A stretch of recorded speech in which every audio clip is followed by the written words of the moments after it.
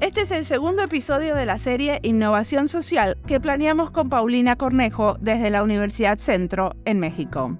En esta serie tenemos casos desde Nueva Zelanda, Venezuela, Chile, Estados Unidos y México. En el episodio de hoy les vamos a presentar al primer antropólogo de la serie, Maximino Matus Ruiz. Y a él le elegimos porque es uno de los educadores de la Universidad Centro y porque nos interesa cómo hilvana la antropología y el diseño.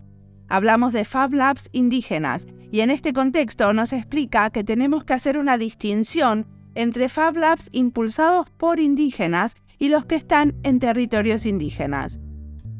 Paulina, ¿qué te asombra del trabajo de Max? A mí me interesa la dimensión ética, social y ambiental del diseño. En ese sentido, me pareció fascinante que Max investigue el tema de Fab Labs indígenas y lo que pueden implicar.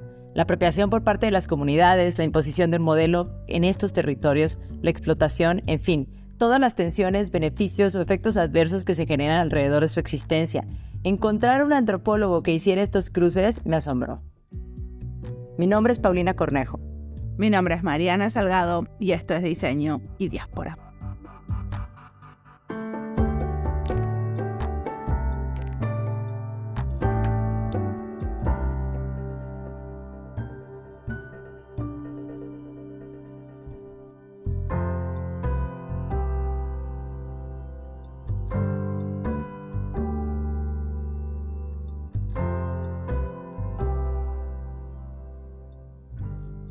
Hola, buenas tardes. Yo soy Maximino Matus y pues es un gusto estar hoy con ustedes, este podcast Diseño y Diáspora.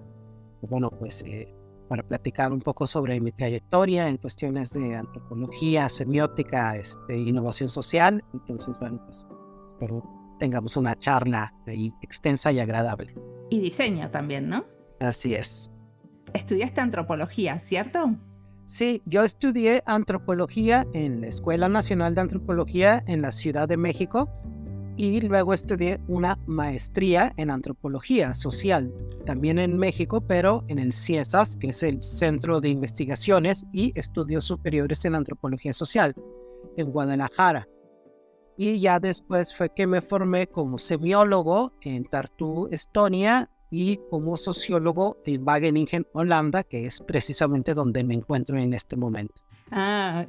Visitando a viejos colegas. Así es, aquí y también recordando memorias muy buenas.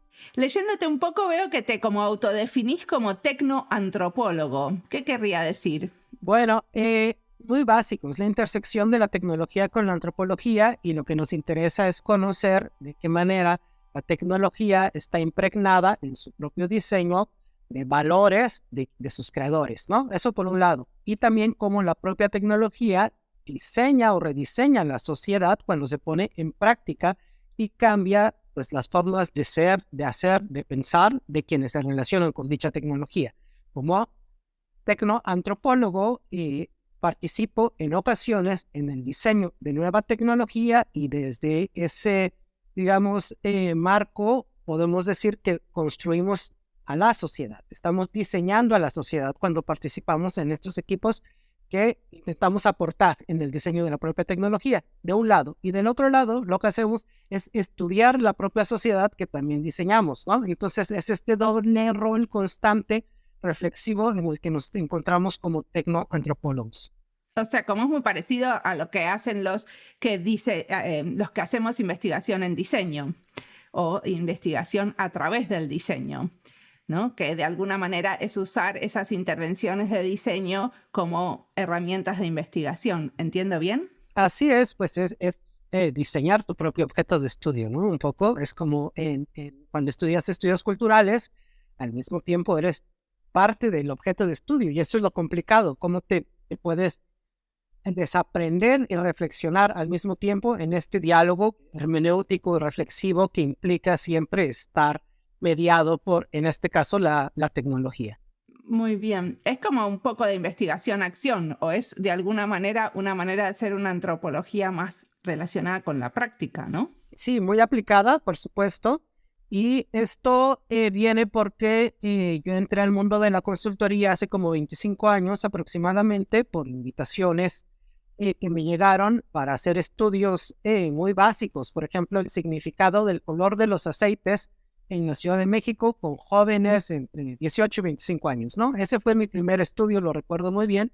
Yo no entendía bien a bien por qué un antropólogo podía aportar en esto para una consultoría, y eran tan simples los colores que había que identificar para mí, ¿no? Era el verde, rojo, ¿no? Y ciertas consistencias. Y dije, bueno, pues vamos a ver qué encontramos. Y claro que cuando hago el estudio y empiezo a encontrar lo profundo de los significados para los amantes de los carros, ¿no? Y todo lo que podía tener algo tan simple como el color y la viscosidad del aceite, pues se me abrió un mundo. Claro que después empecé a incursionar en otra diversidad de temas, pero siempre buscando esta parte muy aplicada de la antropología. Lamentablemente, en México no tenemos formación como antropólogos aplicados en casi ninguna universidad, pero, insisto, tuve la fortuna de formarme en la práctica, en la consultoría. Perfecto. ¿Y ahora qué estás haciendo? Soy profesor investigador en el Colegio de la Frontera Norte, en Tijuana, y bueno, desde ahí estoy también dirigiendo un doctorado en estudios culturales. Al mismo tiempo tengo otras colaboraciones como la que afortunadamente empiezo a tener ahora con Centro y este posgrado en diseño para la innovación social que están impulsando, donde claro se abren pues nuevas posibilidades de diálogo, y de igual forma hago consultoría desde una consultora que se llama Semiósfera. Estamos en la Ciudad de México y ahí aplicamos mucho el pensamiento semiótico, más que nada, semiótica aplicada a la innovación. ¿Me das un ejemplo? Para una empresa de estas de plataforma que hacen series que están cayendo en picada en su rating, pues se acercan con nosotros y nos dicen a ver cuál es el significado de las masculinidades en la comedia en tu país. Entonces lo que hacemos pues es un estudio de contenido de diferentes series que hombres consideran que son las más representativas. Eso por el lado semiótico, ¿no? Pero por el lado antropológico, bueno, pues también hay quienes van a campo y están dialogando con los consumidores de estas series, y entonces unimos la parte semiótica y la antropológica, pero yo específicamente con Semiósfera hago más la semiótica. Lo mismo con el significado de comer entre comidas. ¿Qué implica esto? Vamos encontrando cuestiones pues muy interesantes. Para este cliente encontramos que los tiempos en relación al consumo de la botana salada y la botana dulce. Perdón, ¿qué quiere decir botana? Snack. Se vivían de manera diferente en la mente del consumidor, ¿no?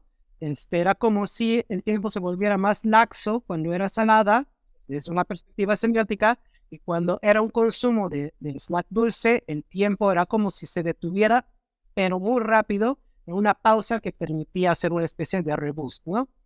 Entonces analizamos desde la semiótica cómo se van relacionando los consumidores con ciertos productos y servicios. No, pues muy interesante, Max. A mí me gustaría preguntarte sobre estas investigaciones que has hecho también en torno a la indigitización y también sobre qué hace un Fab Lab indígena.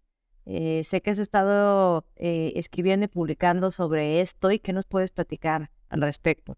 Sí, bueno, como saben, el movimiento Fab Lab ya tiene pues, aproximadamente 2 décadas casi que emergió, ¿no? Desde cómo fue conceptualizado en el MIT, es una colección de tecnologías en realidad, y que empezó a ser llevado, esto es realmente pues una investigación aplicada, ¿no? Porque empezaron a llevarlos a diferentes partes del mundo, y sin pensarlo, empezaron a incluir Fab Labs en territorios pues no tradicionales, no digamos occidentales, y cuando hicieron esto, por ejemplo en el norte de Europa, con personas que eran más, digamos, tenían una vida un tanto más nómada, por ejemplo. Con la comunidad Sami, ¿no? La comunidad en el norte de Finlandia, Rusia y Noruega. precisamente que ahí es donde ha habido también estudios muy interesantes con estas comunidades, desde la antropología, con el antropólogo Tim Ingold, ¿no? Acerca de la importancia de la movilidad. Entonces, llevan la tecnología y estas personas deciden que lo que más les importaba, como uno de los principales proyectos, era desarrollar tags para sus animales, porque estos se van perdiendo en la tundra. Obviamente parece ser que, en ese momento era algo muy importante. Ahorita lo puedes hacer con uno de estos tags que ya te están ofreciendo desde Apple, ¿no? Pero aquí es un ejemplo claro de cómo una comunidad está localizando radicalmente la tecnología, porque está creando a partir de sus propias necesidades que considera más relevante. Y de igual forma se han ido apropiando de esta tecnología en otras comunidades indígenas. Tal es el caso de Jean-Luc Peirité, que es un indígena Túnica Vox en Estados Unidos, que la utilizó para imprimir objetos de su cosmología que ya no existen, que fueron destruidos en el proceso de la modernidad, ¿no?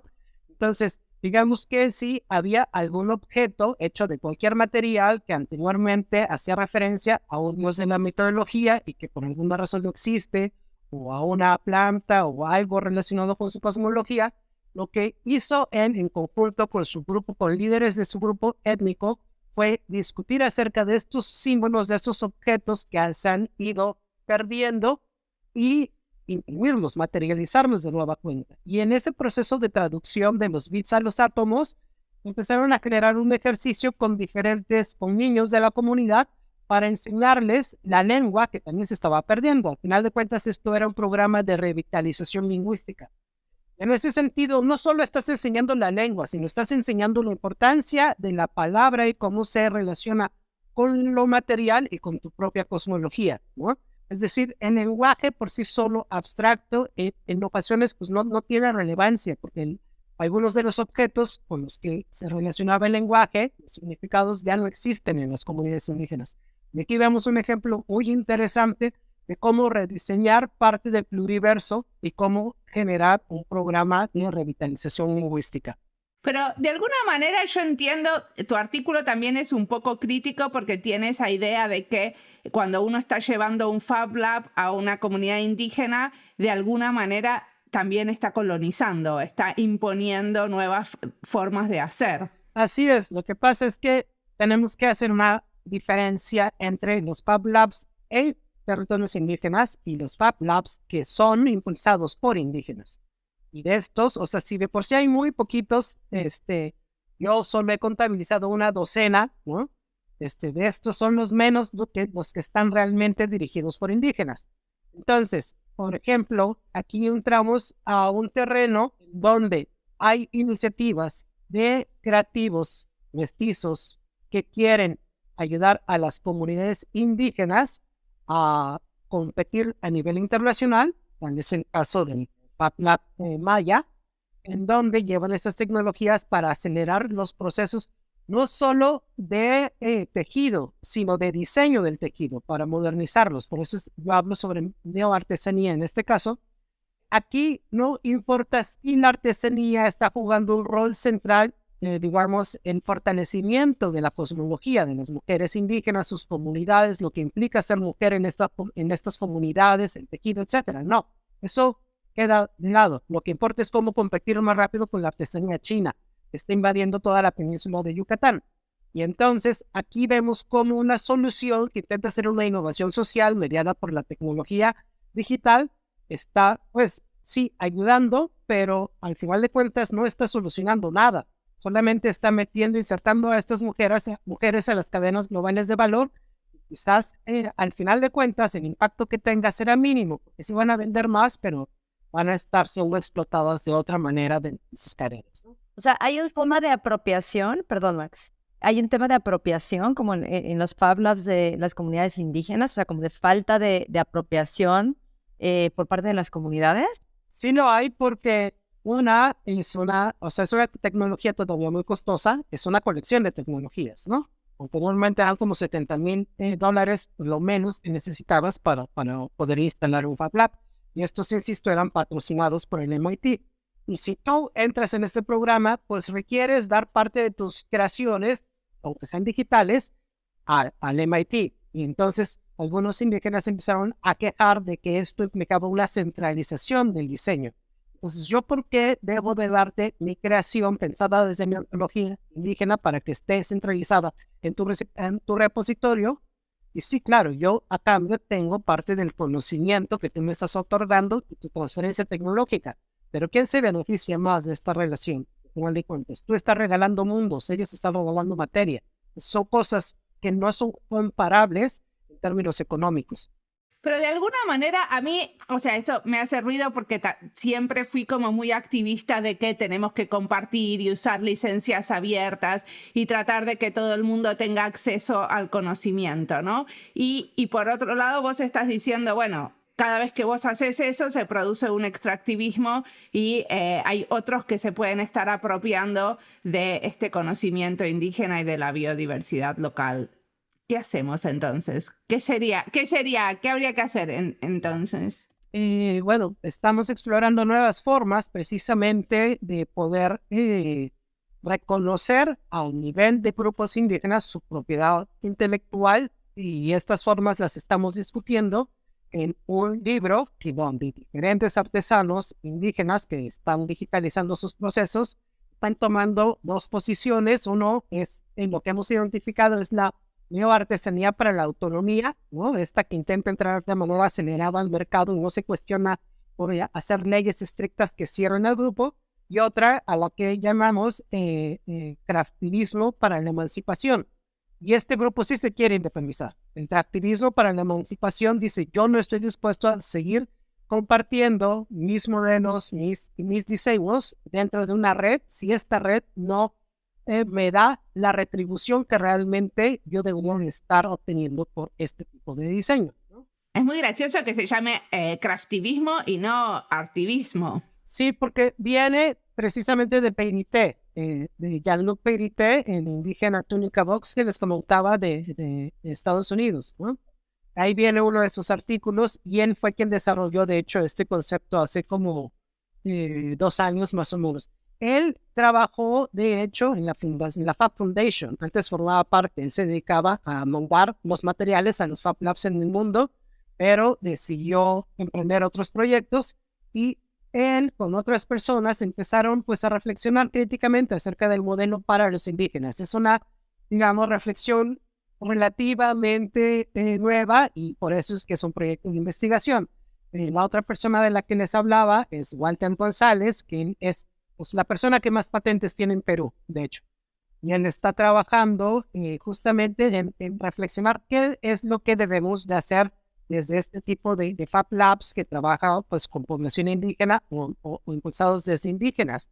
Walter González es el que hizo el telar, ¿no? Efectivamente. ¿Qué características tenía ese telar? Bueno, era un telar muy sencillo, como de una especie de cartón corrugado que podías pues imprimir en un Fab Lab, ¿no?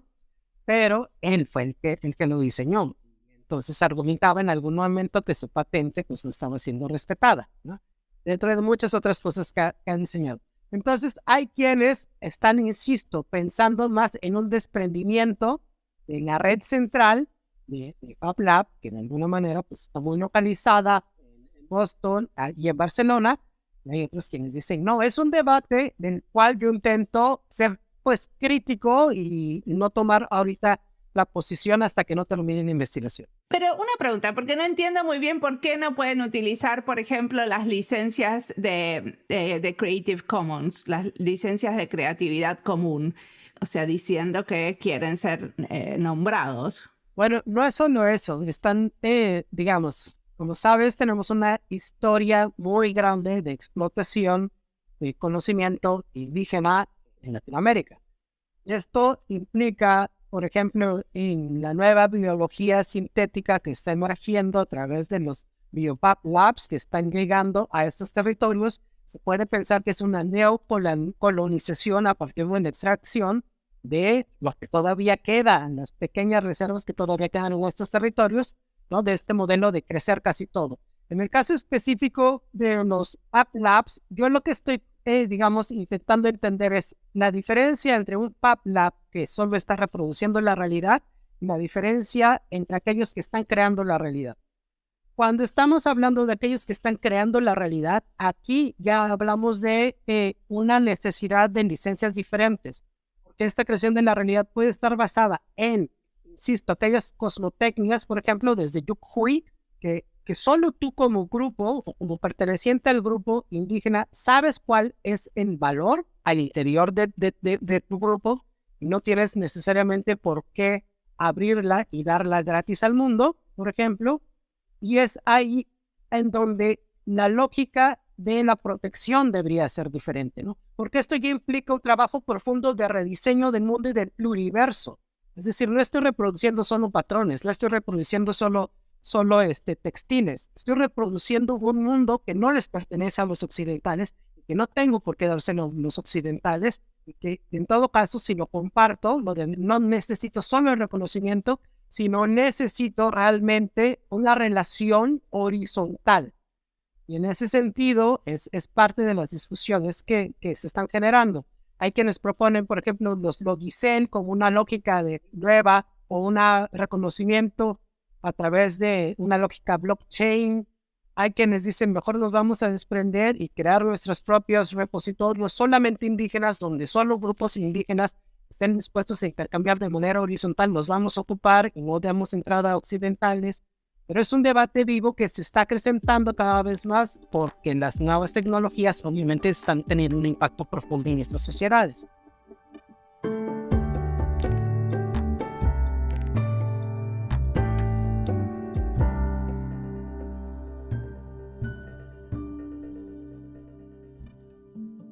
Esta entrevista es parte de las listas Antropología y Diseño, México y Diseño, Innovación Social, Educación en Diseño, Fab Labs y Diseño con Comunidades Indígenas.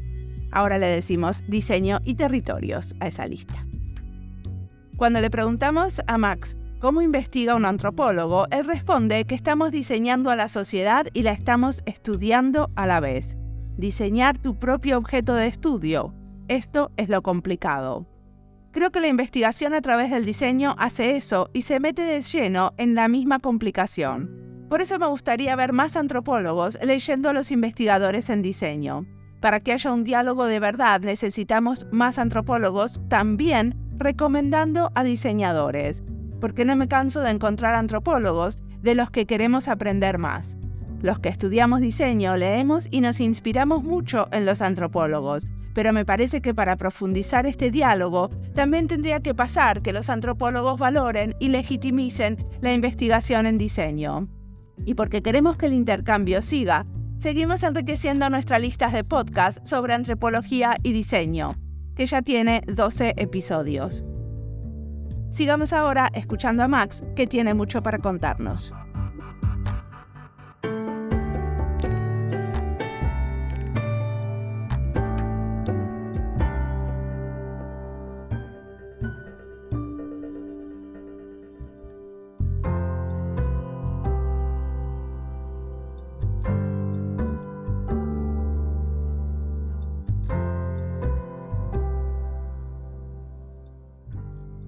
Max, a mí me gustaría hacer un breve paréntesis aquí, a ver si podemos profundizar un poquito en lo que es la cosmotecnia y todo este tema moral también que está asociado. Si puedes explicar un poquito la cosmotecnia de Yuk Hui. Claro que sí. Básicamente la cosmotecnia es lo que sostiene el mundo, ¿no? Lo que sostiene a los diferentes mundos que conforman este mundo, o los pluriversos. Y no todo objeto que vive en un pluriverso es una cosmotecnia. Existen objetos que tienen mayor poder para sostenerlo. Pensemos, por ejemplo, en la casa para adolescentes que estudió la antropóloga Margaret Mead en las islas del Pacífico. Es gracias a esta casa donde había cierta libertad, ¿no? de los jóvenes para explorar la sexualidad, lo que promovía pues una sociedad más equilibrada en este caso. Estamos hablando de un estudio de hace 100 años. Esas casas ya no existen, pero esas casas fueron una institución creada por esa sociedad para disminuir la tensión y el conflicto entre estas comunidades, ¿no? Pensemos en el Kula de Malinowski, que implicaba también en el Pacífico, en las islas del Pacífico, el intercambio de brazaletes y collares entre diferentes grupos para ir tejiendo las alianzas. Algo similar pasa con el potlatch en el norte de Canadá, donde las riquezas se destruyen y se queman para poder, de nueva cuenta, hacer que el mundo se restablezca. Estas son cosmotecnias, son tecnologías sociales que permiten que el mundo se establezca, que no se destruya. Lo mismo tenemos en México, es decir, estos rituales que parecen irracionales de las comunidades mesoamericanas, en donde se hacen fiestas con mayordomos que de pronto gastan miles de pesos, bueno, sirve para restablecer el orden. En la actualidad, muchos de estos mayordomos zapotecos, mixtecos, que son regresados de Estados Unidos para hacer las fiestas, son personas que ya han acumulado una gran riqueza. Y este retorno es de alguna manera para hacer que esta gran diferencia social que se ha acumulado vuelva a restablecerse. Entonces, mi argumento es que como antropólogos nuestro valor no está necesariamente en la etnografía, porque etnografía puede ser cualquiera, sino en una etnografía profunda, histórica, que realmente encuentre cuáles son estas cosmotecnias que hacen que los mundos se establezcan en ciertos pluriversos y cómo transformamos eso en innovaciones sociales que permitan reconstruir, permitan hacer que estas sociedades pues vivan dentro de lo que es realmente importante para ellos. Y ahí viene la relación con los Fab Labs, ¿no? Y la cosmotecnia. Con la posibilidad de imprimir el mundo, básicamente, ¿no? Porque tienes la capacidad de manipular, de nuevo cuenta, la materia, el hecho de que todos estos territorios, estas cosmotecnias, de aquellos objetos, ¿no? Ahorita solo puse algunos ejemplos muy generales, ¿no? Puedan volver a ser repensados, impresos críticamente con discusiones amplias al interior de las comunidades. Insisto que podrían abrir este espacio realmente de imprimir estos mundos que han sido destruidos.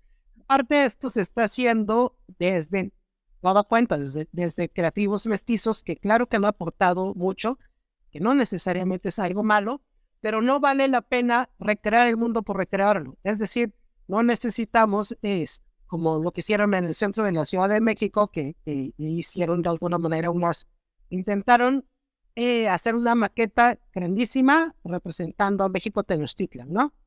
¿De qué sirve hacer esto? O sea, no es más que una escenografía, ¿no? Si estamos haciendo este tipo de ejercicios y también lo metieron con mucha tecnología de láser para poder hacerla que se viera más viva, ¿no?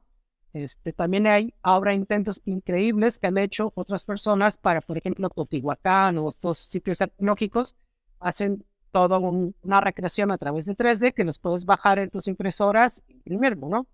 Pero no tiene caso si este ejercicio de creatividad digital para recrear e imprimir los mundos perdidos no se hacen al interior de los grupos que pertenecen a esos mundos o esos pluriversos que fueron destruidos, ¿no? Porque si no solamente estás, pues sí, haciendo cosas bonitas, arte y quizás produciendo más basura. Pero ¿no es una manera también que otra gente como aprenda sobre esa cultura y esa comunidad? Porque siempre se hicieron, ¿no? Y se siguen haciendo como espacios virtuales que recrean edificios que se perdieron. ¿No es una manera de aprender de eso, del pasado? Es una manera, sí, y esos son los nuevos repositorios digitales también que afortunadamente se están generando, ¿no? ¿Quién tiene el derecho a reproducir el mundo del otro y guardarlo? ¿Y por qué tú tendrías que tener el derecho de reproducir mi mundo mixteco, zoque, ayú, ¿no? Pero reproducirlo, ¿no es una manera de respetarlo y de querer aprender de eso? Habría que ver precisamente, justo por eso insisto que necesitamos estos diálogos, ¿no? Es decir, en la gran capacidad que se tiene desde estas grandes instituciones que enseñan a diseñar, que enseñan las ciencias del diseño, pues permiten la recreación en bits o en materia, en átomos de estos mundos, ¿no? La reproducción. Pero es que estos ejercicios no están localizados y no generan diálogos horizontales, pues entonces el impacto que estás teniendo realmente es mínimo. Estás de alguna manera teniendo una visión proteccionista de lo que debe de ser y lo que deberíamos de conservar del mundo, como si fueras un museo, el museo del mundo, y yo decido qué hay en este museo o qué hay en este zoológico. Entonces ahí se reproduce una lógica colonialista de nueva fe. No, y también yo, creo que es una manera de banalizarlo y de exotizarlo. Sí, de alguna forma. Entonces, aquí viene de nuevo cuenta la necesidad de generar estos diálogos que no es tan simplista, insisto, de vamos a desprendernos de la red, ¿no? Porque igual es un desprendimiento radical de la red de innovación global, implicaría que no tendrías tan fácilmente acceso a todas estas nuevas tecnologías. Y sin ello, pues la brecha digital se vuelve aún mayor. Entonces, ¿cómo hacemos este equilibrio entre no solo las tecnologías de los Fab Labs, sino las tecnologías de Machine Learning, etcétera, ¿no? Muchas tecnologías, ¿no? No podemos hacer un desprendimiento de los diferentes pluriversos. Necesitamos generar soluciones diferentes para que dialoguen. Y esto realmente es muy difícil. Muy bien. ¿Y qué te parece que va a pasar en el futuro? ¿Hacia dónde estamos yendo? ¿Estamos yendo hacia ese diálogo? A ver, aquí hay un movimiento que me llama mucho la atención, que está sucediendo entre indígenas e intelectuales indígenas, que es todo el movimiento de revitalización lingüística digital.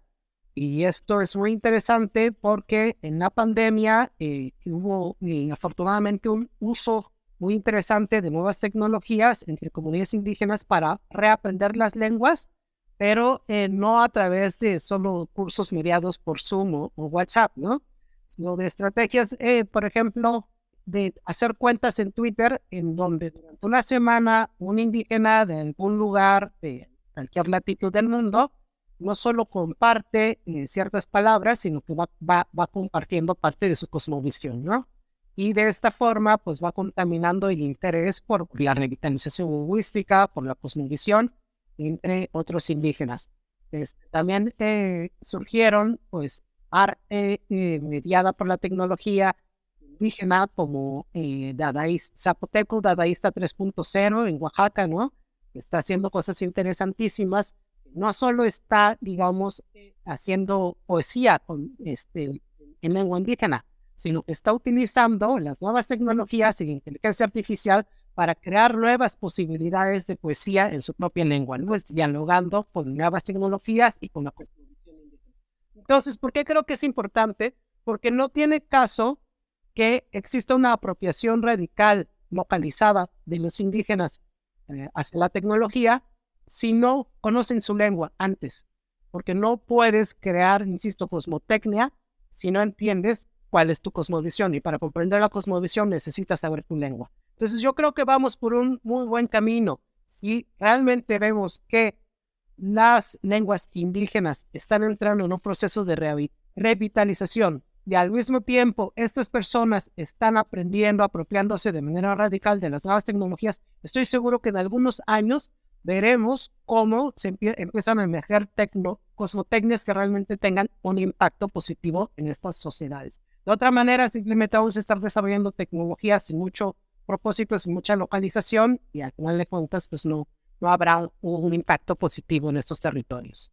¿Y cómo ves el rol de las diseñadoras ahí? Bueno, particularmente gente que sepa diseñar, sepa de las ciencias del diseño, tienen un impacto muy importante. Como les decía, en la comunidad maya, en la región maya, en este Fab Lab maya, la chica que lo está impulsando es una diseñadora mestiza que estudió en Barcelona, entre otros lugares, y gracias a ella, pues obviamente, y además que es mujer, puede dialogar de manera horizontal, clara, abierta con otras mujeres mayas, y están ellas creando esto. Insisto, no es una crítica acerca de la neoartesanía, no es una crítica acerca de que las esté incorporando de manera acelerada a las cadenas globales de valor. Qué bueno, pero seguramente podrían haber otras formas más interesantes para no solo hacer valorar más tus productos dentro del mercado capitalista, sino no dejar que tus comunidades y tu cosmología siga siendo destruida. Entonces, obviamente, en las ciencias del diseño, a través de diseñadoras, de creativos, de escuelas como AICO como centro, es súper importante acercarse de manera horizontal, abierta, a generar estos diálogos. Y si queremos leer, escuchar, mirar sobre estos temas, ¿qué nos recomendás? Bueno, en particular, yo me inspiro mucho de precisamente de Yuk Hui. Pero bueno, normalmente pues sigo leyendo mucha antropología, ¿no? Ahora, yo lo que diría para alguien que sabe de ciencias de diseño, les diría es que no hay que solo aprender a hacer etnografía, sino hay que aprender a hacer etnografía profunda y con significado, y para ello pues habría que leer estas etnografías pues clásicas, ¿no? Como las de Margaret Mead, como las de Ruth Benedict, por ejemplo, Entonces yo creo que ahí es algo muy interesante. Y la producción de intelectuales indígenas también pues creo que es muy importante. El protocolo de inteligencia artificial indígena pues es un primer, digamos, posicionamiento acerca de qué implicaría, qué se podría hacer con una inteligencia artificial indígena. Y bueno, pues todo aquello que está emergiendo para hacer epistemologías desde el sur, de coloniales, desde Buenaventura, ¿no? De Santos y mucha otra producción que está sacando Claxo, a mí me parece central para aprender a pensar desde el territorio, desde el cuerpo, desde tu propio universo. Buenísimo. Paulina, ¿te quedaste con una pregunta? Yo me quedé con un par. Una era, hay un Fab Lab en Perú, Max, que tú habías mencionado en alguna de tus publicaciones, que trabaja con energía y temas de sustentabilidad, si bien entiendo. ¿Este es un Fab Lab indígena? No, está en territorios indígenas, está impulsado por Fab Uni Perú y es esta estrella que es modular, que se desprende y que manda sus brazos por el Amazonas, ¿no? Entonces, y con financiamiento europeo de una fundación alemana.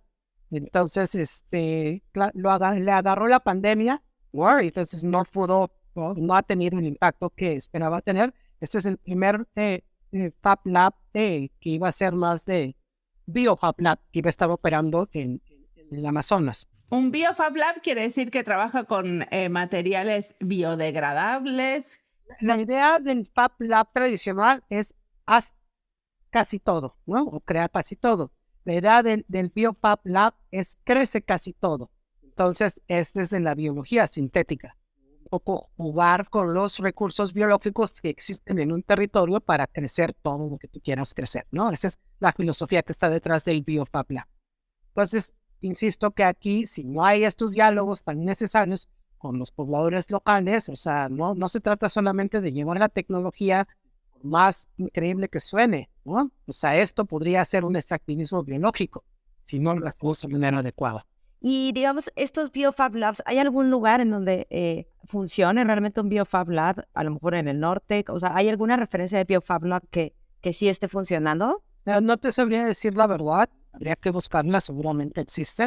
O sea, digamos que han transicionado los Fab Labs de esta parte que tenemos quizás en nuestra mente, ¿no? De la producción de un objeto, entonces a una parte más ya de biomateriales, de trabajo con naturaleza, y este BioFab Lab está en el Amazonas y además entiendo que es itinerante, ¿es así? Sí, justamente por eso era una estrella, que cada uno, digamos, de los rayos de la estrella era otra Fab Lab que se desprendía y se iba a ir a pasear por el Amazonas, ¿no? Es modular, digamos. Y ahí la complejidad de las comunidades y los territorios. Sí, efectivamente, pero está medio parado por la pandemia, ¿no? Muchos de los proyectos, pues sabemos que fueron afectados por la pandemia. Y esto también me lleva un poco a punto que me gustaría reflexionar, ¿no? Cuando hablamos de biología sintética, cuando hablamos de la posibilidad de imprimir el mundo, pues, y también de reimprimir los pluriversos y del rol de las ciencias del diseño, la antropología y en general las personas que trabajan desde lo creativo, pues creo que habría que reflexionarlo justamente desde cómo nuestras ciencias se están transformando en sintéticas. Y en el caso específico de la antropología, hay colegas como Jordi, como Arthur, y parte de lo que estamos trabajando es la idea de una antropología sintética. Es decir, lo sintético no es algo necesariamente malo, ¿no? La cuestión es que tienes que, si vas a hacer ciencia sintética, la tienes que hacer comprendiendo cuáles serían sus posibles impactos, ¿no? ¿Qué sería una ciencia sintética? Por ejemplo, si tenemos un laboratorio viviente y en conjunto vamos a diseñar una solución, prácticamente la innovación social es hacer una sociedad sintética. ¿Por qué? Porque estás creando soluciones que no existen, que se intenta o se busca que sean más eficientes que lo que está ofertando el gobierno o la empresa, pero al final de cuentas, ese carácter innovador es sintético. Estás creando como sociedad, y mediado por procesos de diseño, una solución sintética que se espera que después sea adoptada de manera orgánica, ¿no?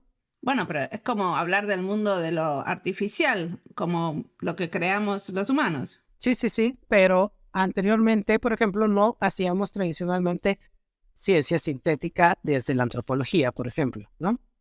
Entonces, un poco de lo que se está intentando reivindicar. ¿Por qué? Porque tiene también todas sus implicaciones éticas, morales, y sabemos bien que la antropología nace desde una visión muy colonialista también, ¿no? Desde Inglaterra prácticamente.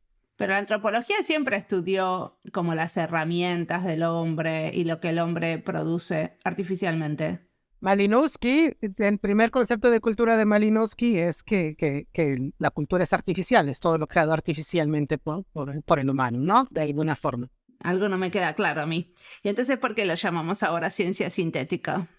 Porque en ese momento, o sea, el antropólogo no creaba, el antropólogo estudiaba. Y entonces la propuesta que se está trabajando últimamente es que los antropólogos crean, no estudian. Y era un poco como iniciamos esta charla, ¿no? Cuando empezamos a trabajar, gracias a que la antropología empezó a trabajar con el diseño, tuvimos la oportunidad de comenzar a crear. Antes no creábamos. Y eso ha llevado a la discusión de cómo la antropología también puede participar en la creación sintética de mundos posibles. Claro, nosotros decimos que ustedes son diseñadores o que todos somos diseñadores. De alguna forma, y hemos aprendido muchísimo del diseño, obviamente. Y eso a mí me lleva a meter una última pregunta, Mariana. Ahora sí, ¿qué hay de Bini? Porque creo que esto tiene que ver con crear y con tu proyecto en el que estás trabajando actualmente, Max. Así es, bueno, estamos intentando pensar en un robot que se llame Bini Biwa, que quiere decir humano metal, ¿no? Y intento pensar que eso quisiera decir robot en zapoteco. Y la intención es ver si podemos impulsar un robot, una especie de robot que no solo enseñe el zapoteco, que no solo traduzca el zapoteco, sino que realmente pueda tener un impacto benéfico entre los miles de migrantes que son excluidos socialmente de las instituciones estadounidenses, como es la ley, las cortes. Por tener una mala traducción se pueden pasar años en la cárcel. Las cuestiones de los hospitales, ¿no? Que por tener una mala traducción pueden tener un medicamento inadecuado y pues tener consecuencias trágicas, ¿no? Por muchas otras cuestiones que podría tener un impacto positivo. Esto no lo pienso solo. Tengo pues gente conocida, paisanas zapotecas en Los Ángeles, que tienen una organización que se llama Cielo, que justamente está trabajando mucho en la revitalización lingüística y que ellas hacen este trabajo de manera directa en los hospitales y en los cortes desde hace años. No se dan abasto y siempre han insistido pues en la gran precariedad de un derecho que se supone que está garantizado en la Constitución estadounidense, pero que no se ejerce. Entonces, con el conocimiento de estas paisanas de la organización Cielo y parte un poco de lo que se puede hacer, materializar a través de los Fab Labs, implica la innovación distribuida, es que estamos intentando conceptualizar si podríamos crear robots pues, étnicos que puedan ayudar a mitigar este tipo de situaciones. Es un prototipo que aún está intentando desarrollarse, pero se los compartí solo para que vieran parte del trabajo que estamos intentando hacer de manera colaborativa. ¿Pero qué diferencia hay con esto con tener un traductor como usamos los traductores online? Bueno, la diferencia que estamos viendo es la posibilidad de que fuera modular, ¿no? O se estaba conceptualizando así, que realmente tuviera la posibilidad de que gente nativo hablante en el contexto pudiera estar no solo mediada por la app y la corte, ¿no? Sino que pudiera ser de alguna manera encarnada a través del robot. Es decir, como la materialidad a la que en ocasiones no le damos importancia es muy, muy importante, ¿no? O sea, son extensiones de nuestro cuerpo. Es decir, no basta con una simple pantalla, con un celular, con un objeto mundano tradicional en ocasiones para solucionar todo, y además necesitamos hacer una tecnología cada vez más humana, ¿no? Entonces, por ejemplo, parte de lo que pensábamos de estos robots itinerantes es que realmente pudieras, dentro de esta solución, no solo tener un traductor, sino tener la cosmovisión, tener el pluriverso completo de lo que implica, pues no sé, que tengas una enfermedad particular que solo existe en tu cultura, ¿sí? Y que no basta con que tú la traduzcas a un doctor en Estados Unidos, sino que tú estás cargando al universo en ese robot y que realmente cualquier otra cuestión que pudiera surgir de malos entendidos pudiera estar respaldada y basada en estos conocimientos. Perfecto. Bueno, muchísimas gracias por la entrevista.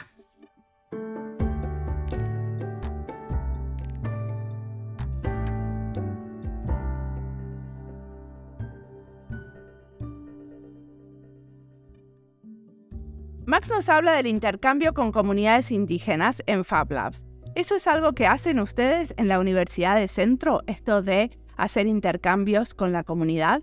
En Centro, sí hacemos intercambios con la comunidad. No hemos trabajado con Fab Labs en comunidades indígenas porque en realidad pues creo que no tendríamos mucho que hacer ahí. No sé si algún día se generen las condiciones. En el Hub de Diseño Social procuramos que los proyectos donde participamos sean localizados, sean en nuestro contexto inmediato, cerca del campus en la Ciudad de México, en otros contextos que no sean familiares y, a los que pertenezcamos de alguna manera. En ese sentido, a veces colaboramos con un Fab Lab de la zona que tiene realmente su problema principal es que fue instalado por una alcaldía hace 2 o quizás 3 administraciones con la idea de replicar un modelo sin tener en cuenta a la comunidad, el contexto, a sus necesidades, a las personas. Entonces, lo que hay es un espacio semi-abandonado, lleno de material en desuso, creo que ya está incluso echado a perder mucho de este material, y máquinas que nadie sabe utilizar. De ahí la importancia de esta dimensión ética y social del diseño que hemos mencionado a lo largo de esta serie, y de tomar en cuenta a las personas en sus propios contextos o de dialogar, de escucharlas, para generar proyectos compartidos que tengan un verdadero sentido de comunidad. Pero concretamente, ¿hay algunos programas que sí tuvieron colaboración con comunidades indígenas, por ejemplo? Sí, a lo largo de los años en Centro, otros programas académicos han desarrollado colaboraciones con comunidades indígenas desde, por ejemplo, la licenciatura en diseño industrial para el desarrollo de colecciones de artefactos, ¿no? Que van desde productos de Talavera, por ejemplo, o la licenciatura de diseño textil y de moda, también con colecciones de textil, de diseño textil, o el programa de Global Fashion Management, que también hace visitas a comunidades, pero teniendo siempre en cuenta que la colaboración debe ser muy respetuosa, que debe estar basada en un intercambio de conocimiento y que debe evitar, en la medida de las posibilidades, pues caer en estos estereotipos y en visiones exóticas acerca de lo que se está haciendo, procurando siempre pues el comercio justo y realmente hacer aportes significativos a las comunidades y a los estudiantes, porque finalmente pues se trata de intercambios que agreguen valor. Como siempre, la música del podcast es de Antonio Zimmerman, el diseño de sonido es de Julián Pereira. Este podcast está publicado con licencia creativa común con atribuciones. Esto fue Diseño y Diáspora. Pueden seguirnos en nuestras redes sociales en YouTube, Instagram y Twitter o visitar nuestra página web diseñoydiaspora.org. No olviden recomendarnos. Nos escuchamos en la próxima.